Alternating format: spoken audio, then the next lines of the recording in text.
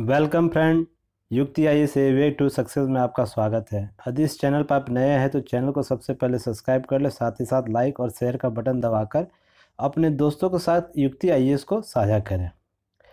युक्ति आईएएस के द्वारा जो नवीन प्रयास किया जा रहा है उसमें आज डीएनए का जो सेट चलाया जाता है डेली करंट अफेयर्स का, उसके आंसर एनालिसिस की चर्चा की जाएगी। हालांकि आंसर एनालिसिस इस डीएनए का प्रिंस सर लेते हैं, पर किसी कारणवश वो आज आंसर एनालिसिस नहीं ले पा रहे क्योंकि वो किसी कार्य में आज व्यस्त हैं। तो मैं आज इस डीएनए का आंसर एनालिसिस करूँगा।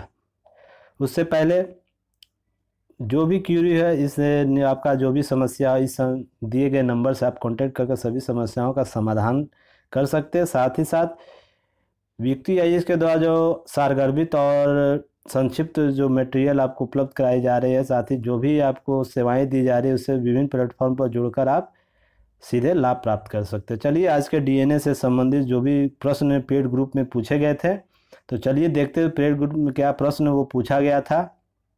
बहुत से अभ्यर्थियों का प्रश्न सही रहा, परंतु कुछ प्रश्न संख्या 1 में कुछ डाउट उनका रहा, तो आज देखते हैं क्या है वो। तो सबसे पहले क्वेश्चन आज इस प्रश्न को इस रूप से पूछे जाने का सबसे पहला कारण ये था कि यूपीएससी एक ट्रिक को अपनाती है। सबसे पहले मैं इस प्रश्न के बारे में आपको कुछ बता दूं, उसके बाद प्रश्न का एनालिसिस करूंगा, क्वेश्चन का एनालिसिस करूंगा। यूपीएससी एक ट्रिक को अपनाती है जिसमें करंट रिपोर्ट पर प्रीवियस ईयर के लक्ष्य को पूछा जाता है। प्रीवियस ईयर का कुछ लक्ष्य निर्धारित होता है, उस पर प्रश्न का करंट जो भी आपको रिपोर्ट आता है उसमें करंट के कुछ बातें लिखी जाती है, पर प्रीवियस ईयर का जो लक्ष्य निर्धारित किया गया उसमें एक दो पॉइंट आपको ऐड कर देगी और उसको क्वेश्चन के रूप में बनाकर आपसे प्रश्न पूछता है।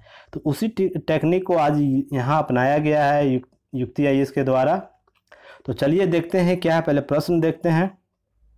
पहला प्रश्न है, वैश्विक पोषण रिपोर्ट 2020 के संबंध में कौन सा कथन असत्य है। यहाँ असत्य पूछा गया और किस रिपोर्ट के बारे में पूछ रहा है, वैश्विक पोषण रिपोर्ट के बारे में पूछ रहा है। तो इसके संबंध में पहला जो ऑप्शन दिया हुआ है, ऑप्शन ए, भारत विश्व के उन 88 देशों में शामिल है जो संभवतः 2025 तक वैश्विक पोषण लक्ष्यों को प्राप्त करने में सफल नहीं होगा। तो ये जो रिपोर्ट आप पढ़े थे इसमें ये सही है। और ऑप्शन बी है को पढ़ने से पहले मैं ऑप्शन सी को पढ़ लेता हूँ, उसके बाद ऑप्शन बी को मैं पढ़ूंगा। उसके बाद मैं आपको डीएनए के में जो बातें लिखी गई उसको मैं दिखाऊंगा, उसके बाद खुद आप आंसर देख लीजिएगा यूपीएससी किस ट्रिक को यूज़ करती है। पहले आप ट्रिक को समझिए। क्वेश्चन आपका गलत हो गया, जो भी पेड ग्रुप में मेंबर है वो घबराए नहीं, ट्रिक को आप समझे। ट्रिक कौन सा ट्रिक आपको था दिया, इसमें पूछा गया है जो प्रीवियस ईयर रिपोर्ट के संबंध में जो भी डाटा एनालिसिस की जाती है और रिपोर्ट उसके संबंध में आता है और उसी के संदर्भ में यूपीएससी पूछता है। तो जैसे ऑप्शन सी है, 4 मानक 5 वर्ष से कम आयु के बच्चों में वृद्धरोध प्रजनन योग्य आयु, फिर की महिलाओं में एनीमिया के मामले, बच्चों में मोटापा और अन्य स्तनपान है। तो ये देखिए, ये लाइन बाय लाइन मैंने पूछा है, यहाँ पर ये भी लाइन बाय लाइन पूछा है, पर कंफ्यूजन बहुत से स्टूडेंट में इसमें हो रहे हैं। तो चलिए मैं पहले इसको आंसर देने से पहले आपको डीएनए के पहले जो टॉपिक सेलेक्ट किया गया था उसको देखते हैं। तो रिपोर्ट में देखिए क्या यहाँ बोला गया है कि वैश्विक पोषण रिपोर्ट 2020 के बारे में। तो वैश्विक पोषण रिपोर्ट 2020, ग्लोबल न्यूट्रिशन रिपोर्ट 2020 के अनुसार भारत विश्व के उन देशों में शामिल है जो संभवतः जो वर्ष 2025 तक वैश्विक पोषण लक्ष्य हो, तो जो ग्लोबल न्यूट्रिशन जो टारगेट है GNT को प्राप्त करने में सफल नहीं होगा। तो प्रश्न के रूप में मैंने इसको हूबहू जो भी शब्द यूज़ किया था, तो ये आपका सही है, ऑप्शन सही है। अब यहाँ पर आप लोगों को कन्फ्यूजन हुआ था बहुत से ग्रुप में, उसे यही यूपीएससी ट्रिक के रूप में यूज़ करता है। तो देखिए क्या ट्रिक है यहाँ पर। यहाँ चर्चा की गई है 2000 वैश्विक पोषण रिपोर्ट 2020। तो आप देखिएगा यहाँ पर 2020 के संबंध में कुछ बातें नहीं होंगी। ये कब की चर्चा है, देखिए 2012 में विश्व स्वास्थ्य सभा, वर्ल्ड हेल्थ असेंबली, WHA जो संस्था है उसने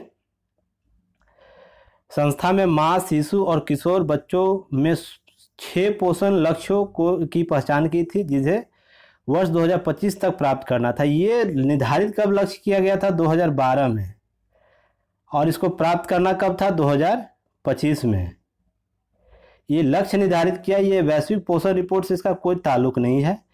ये रिपोर्ट, ये पोषण था, ये 2012 में कुछ लक्ष्य निर्धारित किए गए जिसका लक्ष्य प्राप्त करना है 2025 के। इसी 25 के रिपोर्ट के संबंध में 2020 का जो डाटा आया है, जो रिपोर्ट आया है, WHA ने जो रिपोर्ट डाटा दिया है जो 2020 में, उसके संबंध में कुछ चर्चाएं करनी थी प्रश्न के रूप में। पर यहाँ पर मैंने प्रश्न यहाँ से पूछा था कि 6 पोषण लक्ष्य के पहचान करनी है। तो 6 लक्ष्य जो यहाँ पर प्रिंस सर ने आप लोगों को बताया था, ये लक्ष्य देख रहे हैं, ये 2012 का लक्ष्य है, न कि 2020 का रिपोर्ट जो पूछा गया उसके संबंध में।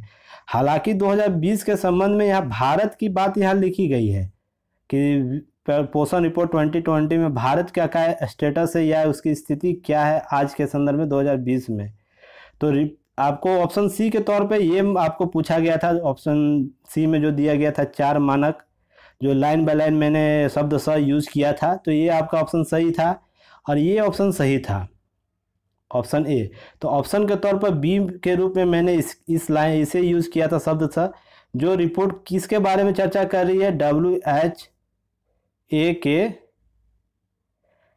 लक्ष्य की बात कर रही है। यहाँ पर आप लोग लॉजिक के तौर पर समझ सकते हैं किसकी यही आपको रीजनिंग के तौर पर जीएस में यूज़ करता है, जिसे आपको समझ सकते हैं। जैसे मैं एक एग्जाम्पल के तौर पर आपको मैं समझा सकता हूँ यहाँ पर कि आप इसे कैसे बेहतर तरीके से समझ सकें। इसको समझने के लिए सबसे पहले देखते हैं कि सतत विकास लक्ष्य जो आप लोग चर्चा सुने होंगे, सतत विकास लक्ष्य SDG, सतत विकास लक्ष्य की चर्चा सुने होंगे। वो कब निर्धारित किया गया? 2015 में लक्ष्य बनाया गया है कुछ। कब तक प्राप्त करना है इसको? प्राप्त करना है 2030 तक प्राप्त करना है।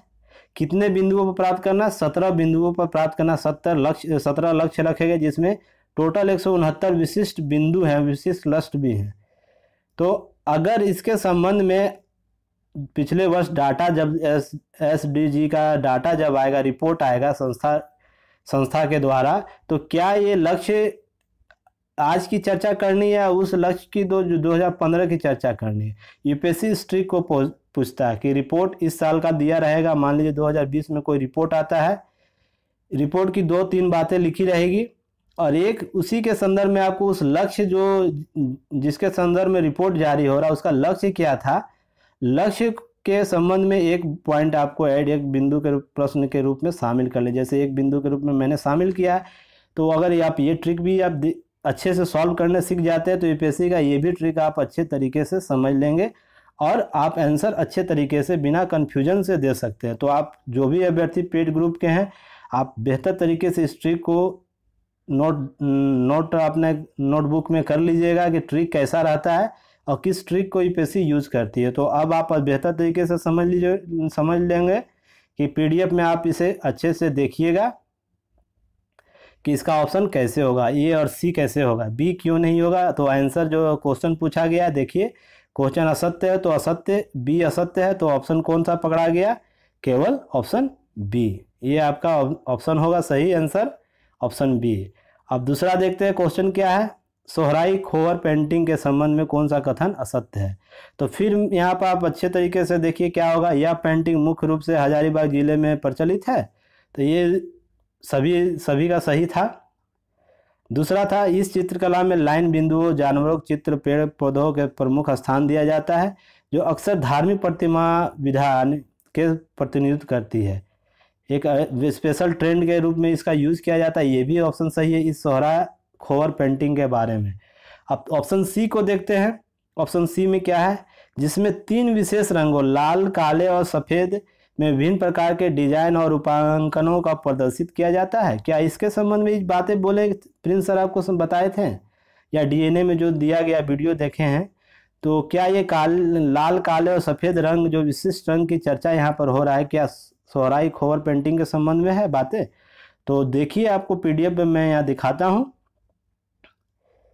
देखिए यहाँ पर सभी बातें खोरा है जो पेंटिंग है, ये आप सभी बातें यहाँ लिखी गई है। देखिए हजारीबाग जिले में विभिन्न रंगों में मिट्टी का उपयोग किया जाता है और शादी विवाह के संबंध में हजारीबाग जिले में ये प्रचलित है। मिट्टी के दीवार घरों में दीवारों पर यह चित्रित किया जाता है। इस चित्रकला में लाइन बिंदु ये सब चीज़ें ऑप्शन बी के रूप में जो शामिल किया गया था। देखिए अब देखिए यहाँ पर तेलिया रुमाल के संबंध में है, जो सूती कपड़े में एक जटिल हस्त निर्मित प्रक्रिया है और जिसमें 3 विशिष्ट रंग लाल, सफ़ेद और जो काला रंग का उपयोग किया जाता है, उसमें डिजाइन रूपांकन प्रदर्शित किया जाता है। तो ये इस तेलिया रुमाल के संबंध में ऑप्शन सी था। तो ये जो आपका आंसर होगा इसका क्या होगा, तो ये आपका ए सही है, बी सही है, ये गलत है। तो आपको सी देखिए कहाँ है, केवल सी। तो इसका सी ऑप्शन होगा सही आंसर, सही होगा। क्वेश्चन असत्य पूछा है तो इस सोहराई खोवर पेंटिंग के संबंध में। तो चलिए ऑप्शन डी देखते हैं क्या है। टोड़ा कढ़ाई के संबंध में कौन सा कथन असत्य है, तो यहाँ भी असत्य पूछा गया है। तो ऑप्शन ए देखते हैं क्या। टोड़ा भाषा में कढ़ाई को पोहर और कहा जाता है, जबकि पारंपरिक टोड़ा पोशाक एक विशिष्ट शाल है जिसे पुटुकुल कहा गया है। तो ये चीज़ें भी ये आपको जो सही है। ऑप्शन बी देखते हैं, इसमें रूखे सफ़ेद सूती कपड़े पर ज्यामितीय डिजाइन में विशिष्ट लाल और काले, कभी कभी नीले धागे का उपयोग किया जाता है, ये भी ऑप्शन सही है। और ऑप्शन सी, इसे भौगोलिक संकेत जीआई टैग भी मिल चुका है। तो देखते हैं ये तीनों आपको ऑप्शन सही है, पर क्वेश्चन पूछा गया असत्य। तो इसमें ऑप्शन क्या होगा देखते हैं। ऑप्शन आपका ऑप्शन डी होगा, इनमें से कोई नहीं असत्य है, सभी सत्य है। तो ऑप्शन डी आपका सही होगा। चलिए इसमें आपको यहाँ पर आपको जीआई टैग टोड़ा कढ़ाई के टैग में आपको दिखा देता हूँ क्या है ये। इसके संबंध में डीएनए में बातें की गई थी। देखिए यहाँ पर देखिए आपको सभी चीज़ें यहाँ पर आपको मिल जाएगी। ऑप्शन यहाँ पर पोहर में संबंध में पुटुकुली, और इसके बाद आपको यहाँ पर ऑप्शन सी सफ़ेद सूती का ज्यामितीय विशिष्ट रंग और इसे जीआई टैग। तो जो भी प्रश्न इसका अभ्यर्थियों ने दिया है सही दिया था। बस ऑप्शन ए में आप लोग का क्वेश्चन ए में कन्फ्यूजन ऑप्शन बी को लेकर था। तो उम्मीद करता हूं मैं उस ट्रिक को समझा सका हूँगा, जिसके कारण ये आप लोग का मिसप्रिंट हुआ है। हालांकि जो भी पेड ग्रुप के मेंबर है बहुत अच्छे प्रदर्शन कर रहे हैं और हम लोग अक्सर प्रिंस सर और हमारी बात होती है और डायरेक्टली हम लोग स्टूडेंट से बात कर रहे हैं, जिसके मोटिवेशन उनको मिल सके और बहुत अच्छे प्रदर्शन कर रहे हैं, जिसके आधार पर उनका रिजल्ट लगभग बहुत सिक्योर होता जा रहा है। चलिए हम उम्मीद करते हैं आप लोग बेहतर तरीके से करेंगे तैयारी। तो आज फाइनल में आपको आंसर बता देता हूँ। 1 का ऑप्शन बी होगा, 2 का ऑप्शन क्या है सी होगा और 3 का ऑप्शन डी होगा। चलिए देख लीजिए, 1 का बी है, 2 का सी है और ऑप्शन डी का 3 का ऑप्शन डी है। तो चलिए इसी के साथ मैं विदा लेता हूँ और कल तक आप लोग अच्छे तरीके से रहिए, स्वस्थ रहिए, मस्त रहिए। धन्यवाद।